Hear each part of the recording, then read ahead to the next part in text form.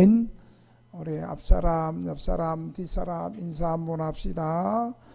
살아있을 때 예수 잘 믿읍시다. 한 번만 더 인사합시다. 주님이 우리를 끝까지 지키십니다. 아멘. 지난 월요일에 우리 믿음구역에서 쪽방 주민 한 분이 월요일 밤 9시 한 53분경에 거리에서 쓰러져서 심장 쇼크사로 사망을 했습니다. 그때 우리 성도님이 동네를 순찰하던 중에 그것을 발견하고 112로 전화를 해서 병원으로 옮겨졌지만 끝내 숨을 거두었습니다. 제가 목요일날 쪽방 신방을 하고 동네를 돌아보고 신방을 하는데 모르는 낯선 사람이 있어요. 그래서 제가 당신 누구요? 처음 보는 사람이요. 당신은 누구요? 그랬더니 대답을 안 하고 가만히 있어요. 제가 쪽방 사람들 다 알잖아요. 또 물었어요. 나는 등대교회 목사인데 당신 외부인들 누구요? 그랬더니 거기서 저 경찰입니다. 그러더라고요. 경찰이 목사가 무서웠나 봐. 그래서 얘기를 뭐하러 여기 왔냐고. 그랬더니 아무개 씨를 찾고 있다고. 그 방을 물어요. 그 사람을 뭐하러 찾냐고. 그랬더니 그분이 월요일날 사망을 해서 유가족과 함께 지금 왔는데 그 방에 유품을 찾기 위해서 확인하기 위해서 왔습니다. 그러는 거예요. 그래서 제가 그 방에 또 마침 집주인이 또 있길래 협조해서 방을 좀 열어주라고, 문이 잠겨 있는 거 좀 따서 방을 좀 열어주라고 그러면서 제가 2층을 안내했습니다. 사망한 이분은 우리 교회 1년에 한두 번씩 나오는 분이었어요. 한 수년 동안 1년에 한두 번, 어떨 때는 안 나오고 교회에서 어떤 물품을 나눠주고 행사를 할 때 나오는 분이었어요. 제가 쪽방 매주 찾아가서 우리 예수 믿자고, 살아있을 때 예수 믿자고, 하나님이 이 쪽방에 등대교회를 세우신 것은 지금 고난의 때 겸손하게 예수 믿기 위해서 우리 교회를 세우셨으니 주님 앞에 나오시라고. 그때마다 목사님 다음 주에 가겠습니다. 다음 주에 가겠습니다. 그렇게 했어요. 그래서 작년에 우리가 40명을 새신자 전도를 해야 되겠다 하고 그 40명 안에 그분을 집어넣어서 선물을 가지고 또 그 가정에 찾아갔습니다. 지금 예수 믿어야 됩니다. 그럴 때 이분이 목사님 다음에 가겠습니다. 그러더니 한 작년 11월 말에 평일날 저녁에 저희 교회를 찾아왔어요. 술이 이만큼 돼가지고 인사불성이 돼가지고 저희 교회를 찾아왔어요. 목사님, 저 나쁜 사람 아닙니다. 알고 있다고. 나 교회 나오려고 그러는데 잘 안 됩니다. 바로 나와야 된다고. 그러면서 복음을 전하고 다음 주부터 나가겠습니다. 그런데 안 나와요. 그리고 지속적으로 일주일에 한 번씩 찾아가도 이제 오히려 더 거칠게 항의를 하고, 목사님 내가 알아서 갈 건데, 스스로 갈 건데 왜 찾아오냐고. 내가 그랬죠. 지금까지 스스로 찾아오겠다는 사람이 15년 됐는데도 스스로 못 찾아나오고 있다고. 스스로 찾아 나올 것 같으면 이미 나왔지. 못 나오니까 전도하고 돕는 거죠. 그러다가 죽은 사람 많다고. 그리고 2주 전에 제가 마지막으로 그분을 봤습니다. 그분을 마지막에 봐서 예수 믿으셔야 된다고. 이렇게 절망 가운데 낙심하며 살아갈 때가 아니라고. 주님 앞에 나오셔야 된다고. 그랬더니 오히려 거칠게 화를 내고 왕당하게 화를 내면서 이제 더 이상 목사님 우리 집 찾아오지 마십시오. 그것이 월요일 날 사망한 아무개 씨와 마지막 대화였습니다. 여러분, 어떤 사람은 죽음이 가까울수록 주님께 대한 신앙 고백이 분명하고 주님을 의지하는 모습이 진실하고 간절하게 신앙을 지키면서 회개하며 교회 나오는 반면에, 구원받지 못한 사람은 죽음이 가까울수록 더 복음을 배척하고 악해지는 것을 볼 수 있습니다. 사랑하시는 등대교회 성도 여러분, 죽음은 우리 멀리 있지 않습니다. 늘 우리 주변에 가까이 있다는 사실을 기억하시기 바랍니다. 왜 내가 저를 보고 얘기하지? 저쪽이 좀 가깝나? 그렇다고 본당이 안 가까운 건 아니에요. 죽음은 늘 우리 주변에 가까이 있습니다. 내가 생각지 못할 때, 내가 예기치 못할 때, 내가 준비하지 못할 어느 순간에 죽음이 찾아온다는 사실을 여러분 기억하시길 바랍니다. 그래서 우리는 살아있을 때 해야 될 것이 종신보험 많이 붙고 생명보험 많이 붙는 것이 아니라, 물론 그런 돈도 없지만 살아있을 때 주님을 영접하고, 살아있을 때 회개하고, 살아있을 때 진심으로 믿음에 굳게 서 있어야 된다는 사실을 기억하시길 바랍니다. 우리 한번 옆 사람에게 인사 한번 합시다. 지금은 구원받을 때요, 은혜의 때이다. 다시 한번, 지금은 삐지고 낙심할 때가 아니고 은혜 받을 때요, 구원받을 때요, 주님 앞에 돌아올 때다. 할렐루야. 그 방에 할렐루야. 네. 여러분, 올겨울에 제가 아는 사람이, 두 사람이 쪽방에서 사망했습니다. 우리가 살아있을 때 가장 먼저 해야 될 일은, 나는 어디서 와서 어디로 가는가? 나는 지금 무엇을 위해서 살고 있는가? 나와 하나님과는 어떤 관계인가? 나를 위해서 예수님은 어떤 일을 하셨고, 나는 그 예수님을 어떻게 영접하고 있는가? 살아있을 때, 살아있기 때문에 회개할 수 있는 기회가 있고, 살아있기 때문에 예수 잘 믿을 수 있는 기회가 있고, 살아있을 때에 주님 앞에 헌신할 수 있는 기회가 있고, 살아있을 때 전도할 수 있는 기회가 있고,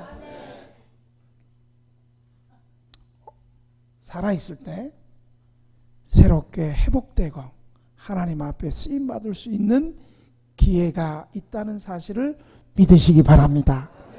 저는 우리 성도들을 볼 때마다 끝자락에 마지막 때 주님께 쓰임받았던 니고데모 같은 그런 주님의 제자가 되어서 우리 인생 마지막에 새롭게 하나님 나라를 위해서 쓰임받는 저와 여러분이 되시기를 주의 이름으로 축원합니다. 오늘 본문은 베데스다 연못가에 수많은 병자들이 있었습니다. 그 베데스다 연못가에는 지하에서 물이 부글부글 끓는 현상이 나오고, 부글부글 끓는 물의 움직임이 나올 때 가장 먼저 그 연못가에 뛰어들어가는 사람은 낫는다는 그런 미신을 가지고 있었습니다. 그런데 그곳에 38년 된 와상 환자가 있었어요. 여러분, 와상 환자는 뭐예요? 걷지 못하고 누워있는 환자. 아마 중풍병 같아요. 38년 동안 일어서 보지 못하고 걸어본 적이 없는 이 38년 된 와상 환자가 있었습니다. 이 환자도 가끔 천사가 연못에 나타날 때 물이 불불 끓고 물에 변화가 있을 때 먼저 뛰어들어가고 싶은데 움직일 수 없고 자기를 밀어줄 사람이 없으니까 다른 사람들이 다 먼저 뛰어들어가고 이 38년 된 중풍병자는 계속 베데스다 연못가에서 처량하게 낙심하며 누워 있어야 되었습니다. 주님은 이 38년 된 환자, 아무도 도와줄 수 없는 38년 된 중풍병자를 아시고 그에게 물에 넣어줄 수 있는 사람이 없는 것을 아시고 주님은 그 사람에게 찾아갔습니다. 그리고 예수님은 일어나 내 자리를 들고 걸어가라. 네, 아멘 안 할 줄 알았어요. 주님이 38년 된 환자에게 일어나 내 자리를 들고 걸어가라 이렇게 말씀하시니까 아마 그 사람도 아멘 했을 것 같아. 주님께서 말씀 한마디 하자 그 사람이 즉시 일어나서 38년 동안 걸어본 적이 없던 사람이 벌떡 일어나서 자기의 들 것을 가지고 일어나는 역사가 있었습니다. 예수님의 말씀은, 예수님이 말씀하시면 그 말씀이 땅에 헛되이 떨어지는 것이 아니고 예수님이 말씀하실 때 그 말씀은 생명의 능력으로 나타났습니다.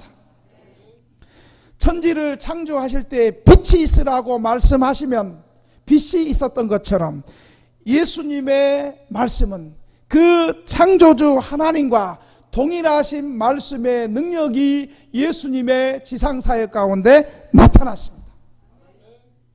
이사야 선지자는 600년 전에 메시아가 오시면 죽은 자가 살아나고 소경이 눈을 뜨고 문둥병자가 고침을 받고 기머거리가 듣게 되고 안진뱅이가 일어나게 되리라고 말씀했습니다. 그리고 그 메시아가 지금 나타났는데 예수님 당시에 종교 지도자들과 서기관들과 바리새인들과 유대인들은 그 예수님을 하나님의 아들 구원자 메시아로 모시기는커녕 예수님이 오늘 38년 된 병자를 안식일에 고쳤다는 그 이유 하나 들어서 예수님을 배척할 뿐만 아니라 예수님을 죽이려 하고 예수님을 싫어하고 예수님의 복음을 방해하고 예수님을 어떻게 죽일까 모의하고 있었습니다. 그래서 예수님은 오늘 본문에서 요한복음 5장에서 38년 된 와상 환자를 고쳐준 이후에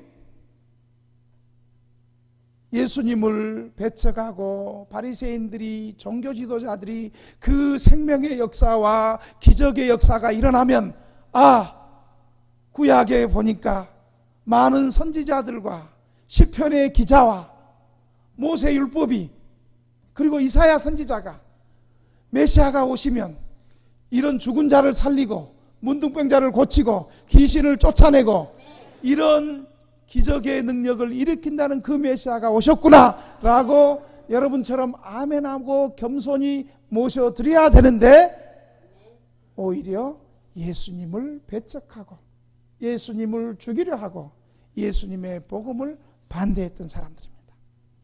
예수님의 지상사역 가운데 예수님의 사역을 가장 반대하고 배척했던 사람은 불신자들이 아니었습니다. 이방인이 아니었습니다. 율랑 여성들이 아니었습니다. 세리들이 아니었습니다. 가난한 사람이 아니었습니다. 빚쟁이들이 아니었습니다. 귀신 들린 사람들이 아니었습니다. 누구였습니까? 구약의 율법을 잘 안다고 하는 종교 지도자들과 서기관들과 제사장들과 자칭 구원받았다고 하는 유대인의 선민들이 주님의 복음을 반대하고 주님을 환영하지 못했습니다. 이 말씀이 여러분 두렵지 않습니까? 그동안 먼저 신앙생활을 했다고 하면서 성경 안다 하면서 신앙의 연조가 교회에 오래되었다고 하면서 실제적으로 겸손하게 예수님의 말씀을 믿지 않고 거듭나지 못하고 믿음으로 삶을 살지 못하는 사람이 있다면 이들도 예수님 당시에 예수님이 오셨음에도 불구하고 예수님을 배척했던 종교 지도자들과 똑같다는 사실을 여러분 기억하시길 바랍니다. 그래서 예수님은 오늘 본문에서 예수님 자신은 바로 하나님께서 보내신 메시아이시고 하나님과 예수님은 동일하다, 나와 하나님은 동일하다 라고 설교하고 계십니다. 그리고 오늘 읽었던 본문은 바로 예수님께서 구원과 영생의 심판자임을 말씀하고 있습니다. 첫째로 예수님은 생명의 주 예수님 되십니다. 예수님은 영생의 주 예수님이 되십니다. 예수님의 사역은 생명을 살리는 사역이었습니다. 그래서 오늘 요한복음 5장도 유대인들이 비난하고 유대인들이 반대하고 트집 잡을 걸 뻔히 알면서도 안식일에 당장 죽어가고 고통당하는 38년 된 병자를 고쳐주셨습니다. 아무도 고쳐주지 않고 아무도 관심 갖지 않고 누구도 다가가지 않고 아무도 돌보지 않는 한 38년 된 중풍병자를 고쳐주시는 이 사건을 통해서 예수님은 어떤 분인가? 예수님은 우리의 영혼과 육신의 생명을 살리기 위해서 이 땅에 오신 예수님이라는 사실을 우리에게 보여주고 있습니다. 예수님의 사역은 무엇인가? 바로 생명을 살리는 사역이 예수님의 사역이라는 사실입니다. 죽어가는 사람들에게, 소망 없는 사람들에게, 낙심하는 사람들에게 생명을 부여놓고 살리는 사역이 바로 예수님의 사역이라는 사실을 믿으시기 바랍니다. 쪽방에서, 거리에서 소망 없이 낙심하고 있는 사람들에게 영혼을 살리고 생명을 살리고 예수 그리스도를 증거하는 사역이 바로 예수님을 높이는 사역이고 예수님의 사역이라는 사실을 여러분 기억하시길 바랍니다. 예수님은 왜 오셨는가? 우리 다 같이 요한복음 3장 16절 시작. 하나님이 세상을 이처럼 사랑하사 독생자를 주셨으니 이는 저를 믿는 자마다 멸망치 않고 영생을 얻게 하려 함이라. 여러분 혹시 노래 몰라 노래? 하나님이 세상을 이처럼 사랑하사 독생자를 주셨으니 이는 저를 믿는 자마다 멸망하지 않고 영생을 얻으리로다. 요한복음 3장 18절.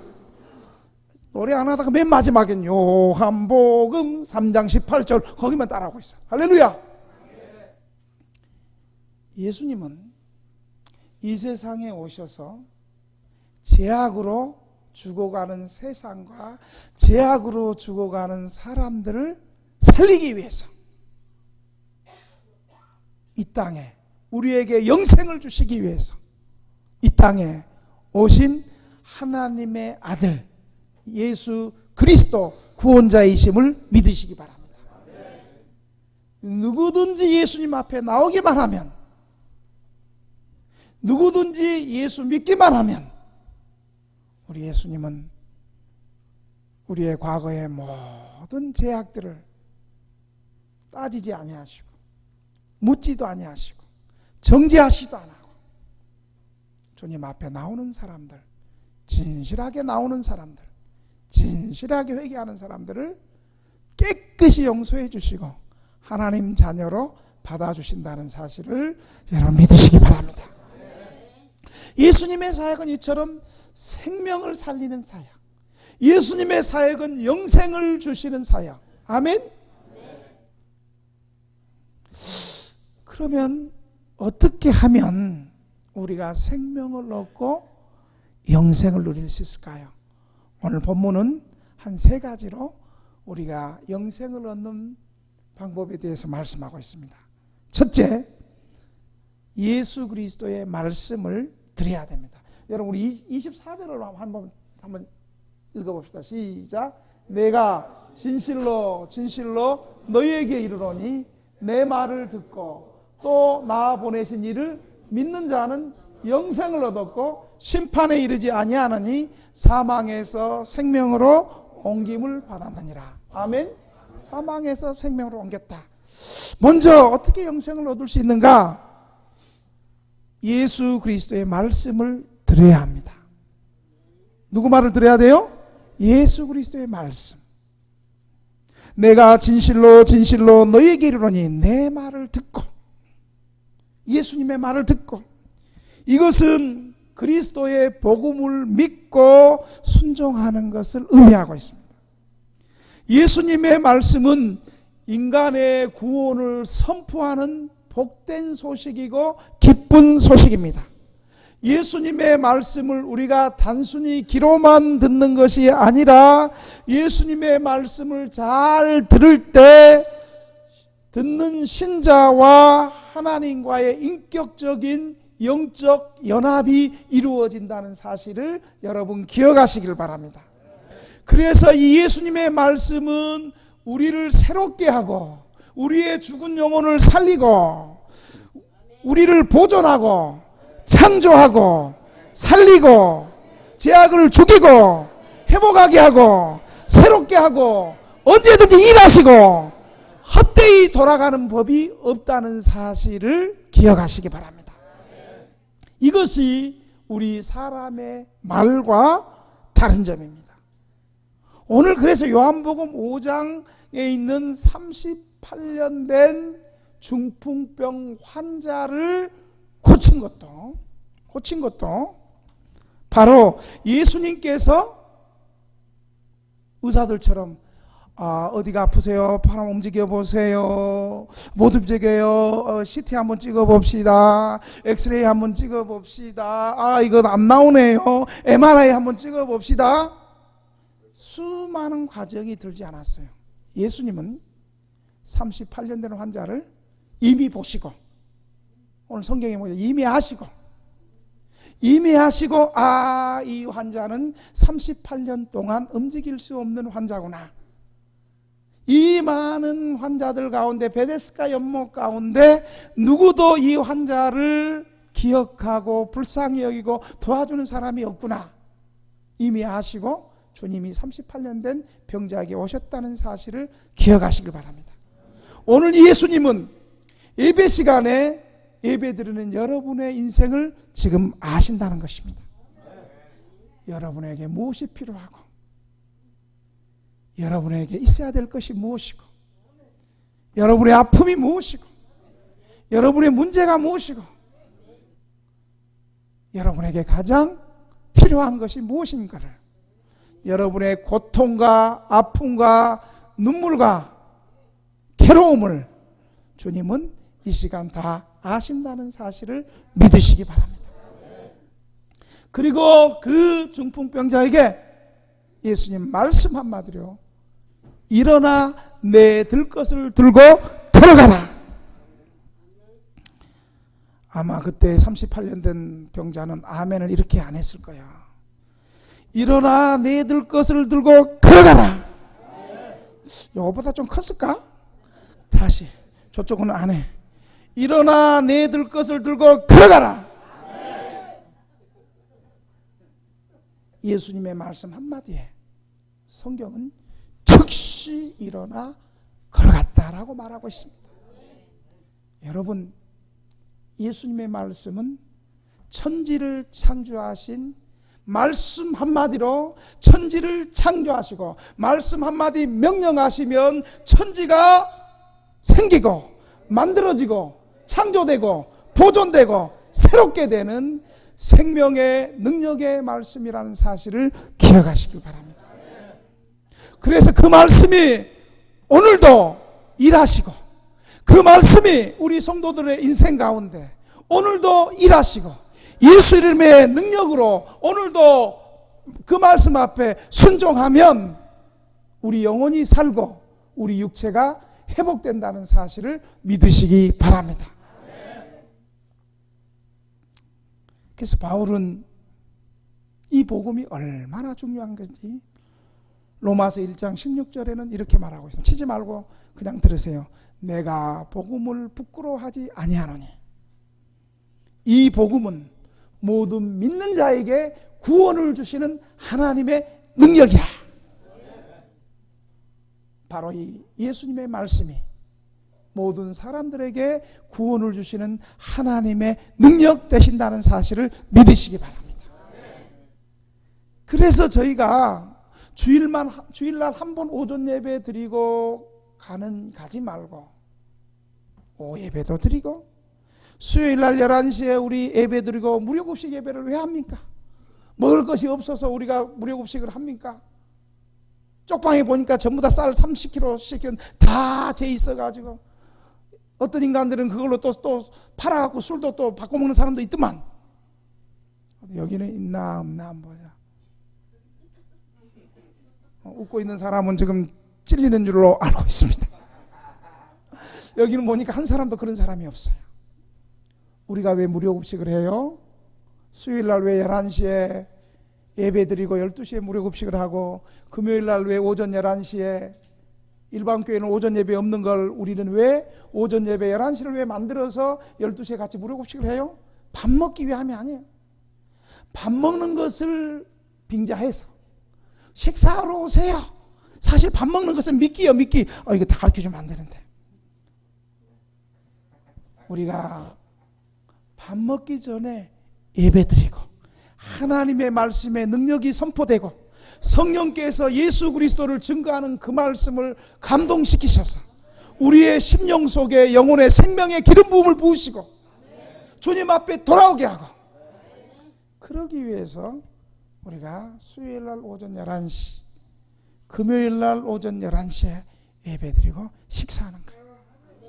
구원받을 수 있는 장을 열어주고 하나님의 말씀을 듣게 하고 예수님의 생명의 말씀을 들어서 즉시 거듭나고 즉시 중생하고 즉시 회개하고 즉시 하나님의 자녀가 되는 이 일에 여러분 말씀 들으러 많이 나오시기를 주의 이름으로 축원합니다. 그리 쉽지 않아요. 천국 가는 그 길은 안 가르쳐 줄까요? 여러분 말씀 듣는 이 일에 우리가 생명을 걸고 주님 앞에 나오시기 바랍니다. 어떤 사람은 하나님의 말씀을 잘 들어서 한날 하나님의 말씀을 잘 들어서 구원받고 새롭게 인생에 대해서 하나님 앞에 쓰임받는 인생이 많이 있다는 사실을 기억하시길 바랍니다. 두 번째로 어떻게 하면 영생을 얻을 수 있겠습니까? 둘째로 보니까 한번 따라 합시다. 예수 그리스도를 보내신 하나님을 믿어야 된다. 자, 24절 한번 읽어봅시다. 내가 진실로부터 시작. 내가 진실로 너에게 이르노니 내 말을 듣고 또 나 보내신 이를 믿는 자는 영생을 얻었고, 여기까지. 또 나를 보내신 이를 믿는 자는, 예수님을 이 땅에 보내신 분이 누구예요? 하나님이죠. 하나님이죠. 예수 그리스도를 보내신 하나님을 믿어야 됩니다. 예수님의 말씀을 순종하고 예수님의 말씀을 잘 듣고 순종하고 예수님을 보내신 하나님을 믿어야 됩니다. 우리가 예수 그리스도를 믿는다는 것은 동시에 예수 그리스도를 보내신 하나님을 믿는다는 거예요. 그래서 여러분 요한복음, 특히 요한복음을 보면 예수님과 하나님이 서로 하나다. 나와 아버지는 하나다. 나는 이 땅에 아버지께서 보내신 일을 하고 아버지는 나를 통해서 일하신다. 아버지가 일하시니 나도 일하신다. 하나님과 예수 그리스도가 하나임을 말씀하고 있습니다. 우리가 예수를 믿는다는 것은 동시에 예수님을 이 땅에 보내신 하나님을 믿는 것임을 기억하시길 바랍니다. 그 믿음은 그리스도 안에 있는 생명을 얻게 하고 그것은 동시에 하나님으로부터 생명을 얻게 됩니다. 그러므로 우리의 영원한 생명은 그리스도와 함께 하나님 안에 보존되어 있다고 골로새서 3장 3절에 말씀하고 있습니다. 세 번째로 어떻게 하면 우리가 생명을 얻고 영생을 누릴 수 있을까요? 한번 따라 합시다. 예수님과 하나님을 믿는 즉시, 이게 중요해요. 믿는 즉시 영생을 소유하게 된다. 여러분 처음부터 한번 읽어보세요. 자, 내가 진실로부터 시작. 내가 진실로 너희에게 이르노니 내 말을 듣고 또 나 보내신 이를 믿는 자는 영생을 얻었고 심판에 이르지 아니하느니 사망에서 생명으로 옮겼느니라. 믿는 자는 영생을 얻었고 심판에 이르지 아니하나니 사망에서 생명으로 옮김을 받았다. 믿는 자가 영생을 얻었다는 거예요. 신자가 예수님과 하나님을 믿는 즉시 그 순간 현재로부터 벌써 영생을 얻게 되었다는 것을 말하고 있어요. 여기서 믿는 자가 영생을 얻었고는 현재형으로 쓰인 것은 바로 예수님의 말씀을 듣고 성경 말씀을 듣고 믿음을 가지는 순간부터 영생을 얻게 됐다는 사실이에요. 여러분, 그러니까 기독교는 타종교처럼 오랜 기간 수행하고 도를 닦고 일정 기간 선을 행하고 참선을 해서 해탈의 경지에 들어가는 것이 아니라 바로 하나님이 보내신 예수 그리스도를 믿는 즉시 영생을 얻게 되는 위대한 사건임을 믿으시기 바랍니다. 하나님이 보내주신 예수 그리스도를 내가 믿을 때 그 주님이 어떤 분입니까? 주님이 십자가에서 나를 대신해서 피 흘려 죽으신 그 피로 내 죄가 용서함을 받고 내가 내 죄 용서받기 위해서 수행하고 도 닦고 참선하고 묵상하고 착한 일하고 그것이 아니라 그렇게 해도 우리 인간은 날 때부터 죄로 말미암아 우리의 마음이 더럽고 악하고 그래서 우리 인간은 의인은 하나도 없고 하나님을 찾는 자가 없고 선을 행하는 자도 없고 깨닫는 자가 없어서 하나님께서 이 땅에 우리 죄인들을 구원해 주는 방법을 바로 죄 없으신 하나님 자신이 인간의 모습으로 이 땅에 오셔서 예수님이 누구예요? 사람이 되신 하나님이잖아요. 사람이 되신 하나님 예수님이 우리 죄를 대신해서 십자가에 피 흘려 주심으로 그 피로 말미암아 우리 죄가 용서받고 하나님의 백성이 되었다는 사실을 믿으시기 바랍니다. 그리고 내가 그 십자가의 사건을 내가 믿을 때에 내가 영적 부활이 일어나서 우리 눈에 보이지 않지만 내가 예수 그리스도의 십자가를 내가 믿을 때 나는 예수님과 영적으로 부활해서 예수님과 같이 하나님 보좌 우편에 앉아있는 위대한 존재가 되었다는 사실을 믿으시기 바랍니다. 에베소서는 그렇게 말하고 있습니다. 진실로 예수 믿는 사람이 얼마나 복된 존재인가. 죄로 말미암아 죽음을 이기고, 그래서 예수 믿는 사람이 죽음은 예수 안 믿는 것들처럼 죽음을 통해서 모두 끝나고 심판받는 것이 아니라, 예수 믿는 사람들의 죽음은 죽음을 통과해서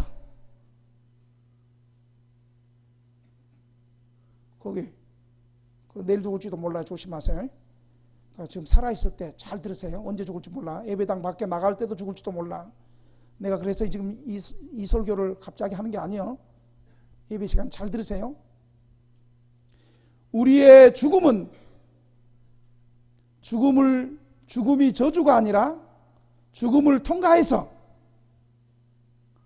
하나님 보좌 앞에 천국에서 영원한 생명을 얻게 된다는 사실을 믿으시기 바랍니다. 그래서 예수 안 믿는 사람들에게는 죽음이 두렵고 죽음이 싫고 그러지만, 우리는 죽음을 통과해서 영원한 생명으로 옮겨지는 사건이 죽음인 줄 믿으시기 바랍니다. 성경은 그래서 믿는 자의 죽음을 죽음이라고 말하지 않고 세상에서 천국으로 이사 갔다라고 말하고 있습니다. 하늘의 육신이 장막이 무너지면 천국의 하늘의 처소로 옮겨진 사건이라고 말하고 있습니다. 예수님의 십자가의 보혈의 능력으로 주께서 생명을 주시는 이 사역으로 말미암아 우리가 영생을 얻게 되었다는 사실을 여러분 믿으시기 바랍니다. 두 번째로, 예수님은 심판의 주 예수님이 되신다는 사실도 기억하셔야 됩니다. 예수를 믿느냐 안 믿느냐 하는 것은 개인의 자유라고 말합니다. 예수를 믿으면 좋고 예수를 안 믿으면 그만이라고 생각하기가 쉽습니다. 그러나 그 선택의 결과는 죽음이냐 생명이냐라는 엄중한 심판의 결과를 가져다 줍니다. 제가 자주 쪽방에 찾아가서 우리 예수 믿고 천국 백성으로 살자고 하면, 목사님 찾아오지 마세요. 내가 스스로 나갈게요. 그렇게 말한 사람이 지금 15년째 그러고 있어요. 15년째 안 나오고 술 먹고 경마장에서 늘 헤어나지 못하고 있어요. 그러다가 비명간에 싸늘한 시신으로 쪽방에서 들것으로 실려나가는 것을 저는 15년째 많이 보고 있습니다. 그 전에 영등포 쪽방에서도 많이 봤습니다. 분명한 사실은 하나님께서 심판하는 권세를 예수님에게 부여하셨다는 사실을 기억하시길 바랍니다. 여러분 22절 한번 읽으시겠어요? 22절 시작. 아버지께서 아무도 심판하지 아니하시고 심판을 다 아들에게 맡기셨으니, 그러므로 예수를 믿고 영접하는 자에게는 영생을 주시지만 끝까지 복음을 거부하고 거절하는 불신자들에게는 노와 분노로 예수님이 심판하신다는 사실도 기억하시기 바랍니다. 안타깝게도 많은 사람들이 종교의 자유라는 명목으로 죄와 심판의 길을 지금도 걸어가고 있습니다. 엄밀한 의미에서 부활은 예수 믿는 사람들에게만 부활이 있는 것이 아니라 예수 믿지 않고 죽은 불신자들에게도 부활이 있습니다. 여러분 25절 한번 읽어볼까요? 25절 시작. 진실로 진실로 너희에게 이르노니 죽은 자들이 하나님의 아들의 음성을 들을 때가 오나니 곧 이때라. 듣는 자는 살아나리라. 이 말씀은 무슨 말이에요? 여러분, 사망이 한 번으로 끝나는 것이 아니에요. 우리는 언젠가 우리도 모르게 하나님이 오라 그러면 다 손 놓고 이 땅을 떠나게 돼요. 이것이 첫 번째 죽음입니다. 성경은 첫째 사망이라고 얘기합니다. 둘째 사망은요, 오늘 방금 얘기 25절 말씀처럼 죽은 자들이 아들의 음성을 들을 때가 언제예요? 예수님이 재림하셔서 죽은 자들은 생명록에 기록한 대로 이 땅에서 살면서 자신의 행위대로 심판받는데, 불신자들도 신자들도 그때 다 부활해서, 불신자들은, 생명록에 기록되지 않는 불신자들은 이 땅에서 자기들의 행한 대로 심판받게 된다는 사실을 여러분 기억하시기 바랍니다. 그래서 불신자들이 그때 심판받는데, 그때가 바로 둘째 사망이요, 그들이 심판받고 영원한 지옥에서, 뜨거운 지옥불에서 죽지도 못하고 영원토록 고통스러운 지옥불에서 영벌을 받는 것이 둘째 사망이라는 사실을 기억하시길 바랍니다. 요즘에 교회가 천국과 지옥에 대해서 설교를 잘 안 해요. 성도들이 세상에서 자본주의 사이에서 벌어먹기 위해서 참 비맞춰가면서 너무너무 힘들게 사니까 목회 성장에서는 대놓고 그렇게 얘기해. 교인들에게 부담 주는 설교하지 마세요. 지옥에 대한 설교하지 마세요. 죄에 대한 설교하지 마세요. 고난에 대한 설교하지 마세요. 축복만 강조하세요. 여러분 아세요? 기독교 역사 가운데 가장 부흥운동이 일어났을 때가 언제인 줄 아십니까? 천국과 지옥에 대해서 설교할 때, 지옥의 엄중함을 설교할 때 그들이 떨면서 회개하며 하나님 앞에 나왔다는 사실을 기억하시길 바랍니다.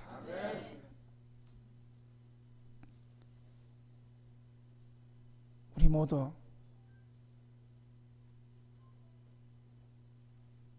주님 앞에 재림하셔서 다 같이 주님 앞에 서게 될 것입니다. 어떤 사람은 생명의 부활로, 어떤 사람은 심판의 부활로. 여러분 29절 한번 읽어볼까요? 29절 시작. 선한 일을 행한 자는 생명의 부활로, 악한 일을 행한 자는 심판의 부활로 나오리라. 선한 일은 그냥 착한 일을 한 것이 아니라 예수님을 믿음으로 나타난 선한 열매를 말하고 있는, 예수님 믿은 사람이 믿음으로 선한 일을 한 것을 선한 일이에요. 결국 예수 믿는 사람들은 예수 믿었기 때문에 심판을 받지 않고, 그가 예수 믿고 나서 믿음의 선한 일을 남을 섬기고 구제하고 선교하고 도와주고 이랬던 것을 우리 주님께서 생명록에 다 기록해 놨다가, 적게 심은 자는 적게 거두고 많이 심은 자는 많이 거둬서 상급 심판을 받게 된다는 거예요. 그러나 불신자들은 예수님을 거절하고 악을 행한 사람은 어떻게 나와요? 악한 일을 행한 사람. 예수 믿지 않고 악한 일을 행한 사람들은 어떻게 나와요? 심판의 부활로, 영원한 형벌에 처해지기 위해 심판의 부활로 나오게 된다는 사실을 여러분 기억하시기 바랍니다. 둘째 사망이 있습니다, 여러분. 이것을 요한계시록 20장 11절에서 15절에 이렇게 말하고 있어요. 자, 같이 한번 읽겠습니다. 시작. 또 내가 크고 흰 보좌와 그 위에 앉으신 이를 보니 땅과 하늘이 그 앞에서 피하여 간 데 없더라. 또 내가 보니 죽은 자들이 큰 자나 작은 자나 그 보좌 앞에 서 있는데 책들이 펴 있고 또 다른 책이 펴졌으니 곧 생명책이라. 죽은 자들이 자기 행위를 따라 책들에 기록된 대로 심판을 받은 바다가 그 가운데 죽은 자들을 내주고 또 사망과 음부도 그 가운데에서 죽은 자들을 내주며 각 사람이 자기의 행위대로 심판을 받고 사망과 음부도 불못에 던져지니 이것은 둘째 사망 곧 불못이라. 누구든지 생명책에 기록되지 못한 자는 불못에 던져지더라. 아멘. 죽으면 끝이라고요? 예수 안 믿고 노선에서 절매서 놀다 이 땅에서 실컷 놀다가 죽으면 끝이지 뭐. 여러분, 죽으면 끝이 아닙니다. 죽은 다음에 하나님의 심판이 있다는 사실을 기억하시길 바랍니다. 선한 일을 행한 사람은 생명의 부활로, 악한 일을 행한 사람은 심판의 부활로. 여러분 무엇을 택하시겠습니까? 예배 시간은, 설교 시간은 바로 천국과 지옥의 갈림길이 바로 말씀을 통해서 이어진다는 사실을 기억하시길 바랍니다. 생명을 택할 것인지 사망을 택할 것인지 여러분이 결단하시는 저와 여러분이 되시기를 주님의 이름으로 축원합니다. 이 시간 통성으로 한번 받은 말씀을 생각하면서 주님,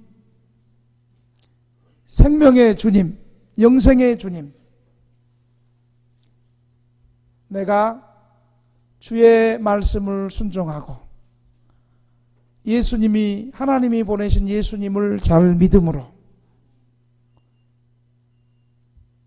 그동안 교회 건성으로 나오는 것이 아니라 예수님의 말씀을 잘 듣고 하나님을 믿음으로 즉시 구원받는 믿음의 사람이 되게 해 주시옵소서.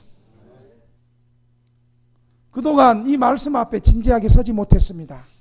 주님, 나를 불쌍히 여기시고 내가 이 시간 예수님 믿고 그동안 내 죄를 용서해 주시고 주님의 보혈로 구원받는 천국 백성 되게 해 주시옵소서. 둘째 사망에 영원한 지옥불에 던져지지 않게 하시고 선한 일을 행함으로 생명의 부활에 참여하는 저희들 되게 해 주시옵소서. 통성으로 주님 한번 부르고 기도하겠습니다.